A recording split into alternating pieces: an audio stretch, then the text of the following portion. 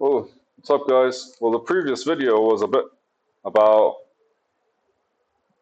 I want to say the different problems because there are like the direct problems that you kind of like resolve by like fixing them, but there are like problems that just they are not really visible simply because like if you fix one problem, that's perfectly fine. If you fix 100 problems, that's perfectly fine. But then how they connect with each other is could actually be, I mean, efficiency and effectiveness could actually be a problem in its own. But most of the time, you don't really realize the bigger problem or I use the term bird's eye view because when it comes to life, you have to kind of like objectively look at it from the outside. But when it comes to yourself, you have to basically, you have to personalize the things that happen in order for you to understand them deeply. But also, it requires an objective approach to personalization, or else you'll get stuck in that emotional loop. But it's just the philosophical approach, I guess, to like the mundane issues of our day-to-day lives, because like everything that becomes mundane is basically a pattern that's no longer a pattern that's created a problem because it's mundane. You labeled it mundane because you kind of like are bored. It's like, I don't want to do it, or any of that stuff. So a creative approach is more of an architectural approach. And when you fix the problem, you fix the problem in the structure, in the habit, in the behavior. But when you're fixing a connection between all these habits and behaviors, it's more of an architecture design approach. That was a previous video. Well, this video is how would Alan Watts' philosophy versus on better? How would Alan Watts' philosophy on better meet Miyamoto Musashi's philosophy on better? So there's something super beautiful. Uh, Alan Watts is a philosopher. I love his speeches because he kind of like speaks like I do. What he does is he just like starts with a subject that people ask him about and kind of like connects it to everything he knows and just like brings them all together. Well, Miyamoto Musashi is a bit more calculating. I wouldn't want to say calculating, but is a lot more disciplined in his calculation, in his approach.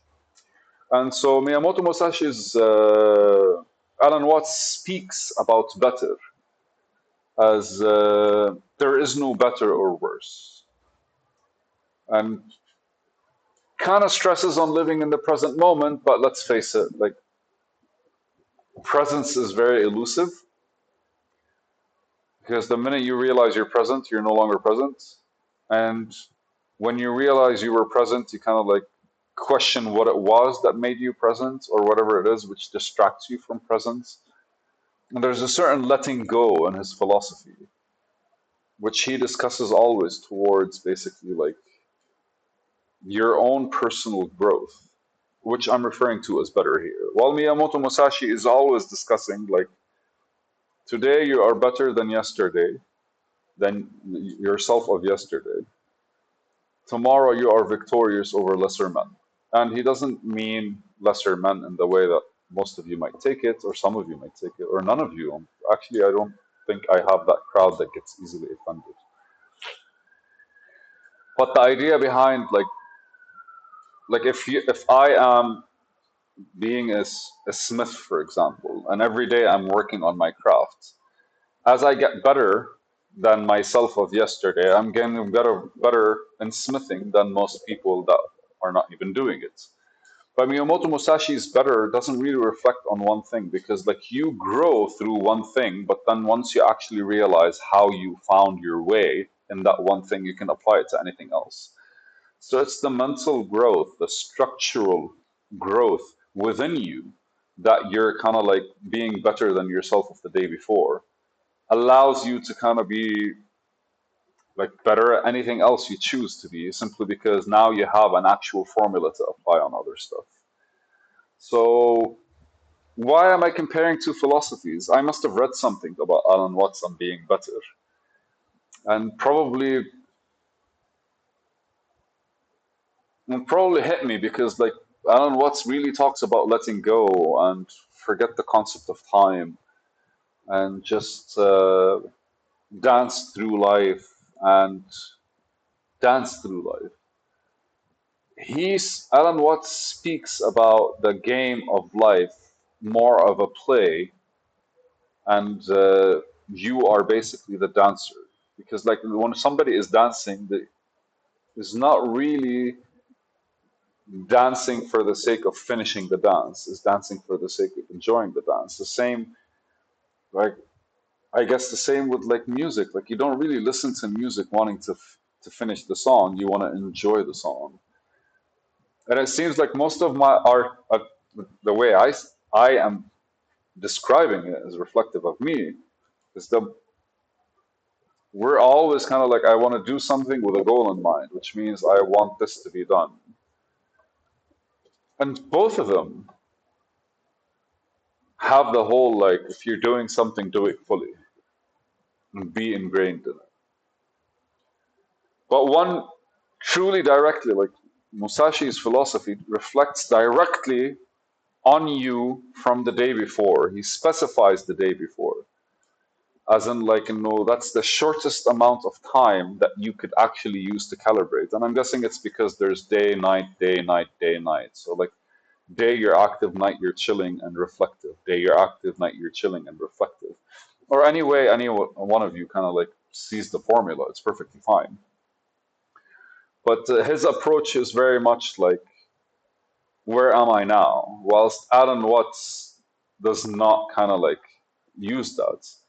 And he just kind of like flows, or he allows the state of flow to be more in charge. While on the other hand, our guy, the samurai, found a way to create flow.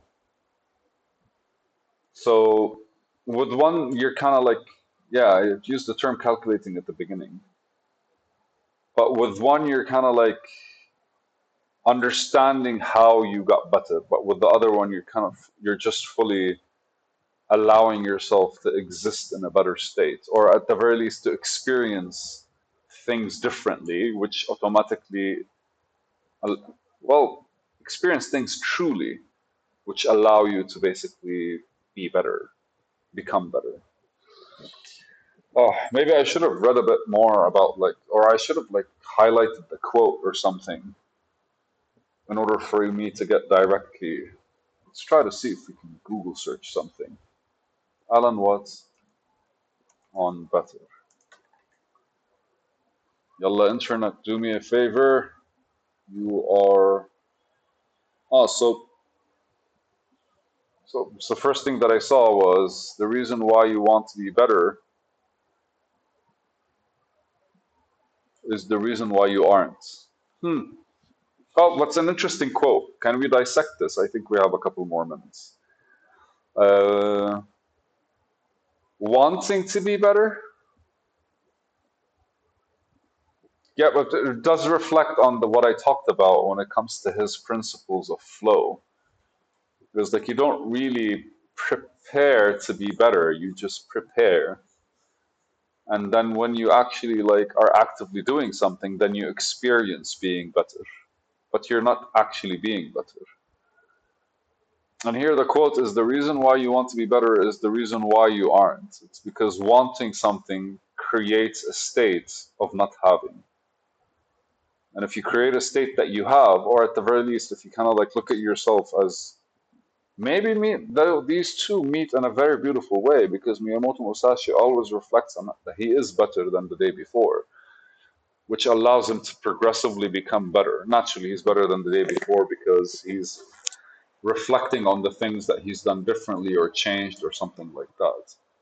Now, with Alan Watts, it's just like allowing himself to do all kinds of things. It's just allow life to take its course, allow life to like engage with you and be present in the moment in order for you to kind of like receive it in the best way possible. It's a lot of philosophical mumbo jumbo, but at the very least, in my head right now, there's a separation between like the flow makes you better, and on the other side, being getting better allows you to be more in flow. And both of them work, right? Because like if you actually are able to relax and let go, then ultimately you're going to do everything with more ease, more kind of like rhythm. But on the other side, if you're prepared enough, you are able to like realize the pattern, the rhythm, and allow yourself to kind of like, you'll be confident enough to relax. You'll be confident enough to do things differently. You'll be confident enough to experiment with new things. On one side, you're just like fully experimenting from the beginning, which probably brings a lot of risk because Alan Watts was speaking in the 1950s, 1940s. And at that time, he was speaking from the house to a TV, while Miyamoto Musashi is getting better, was in the age of samurai, where anyone at any point can take a sword and like slash the other person next to them. So both philosophies towards the same thing were developed under a different environment. I'm guessing for me, I want to see because our environment right now, even though well, depending on what you want to do, but ultimately, like if you're entering the world as it's built right now, what effectively we're doing is what effectively we're doing is, I think, letting go of the basic preparedness that we need to have if we want to come back home and feel satisfied that the day was actually like done properly.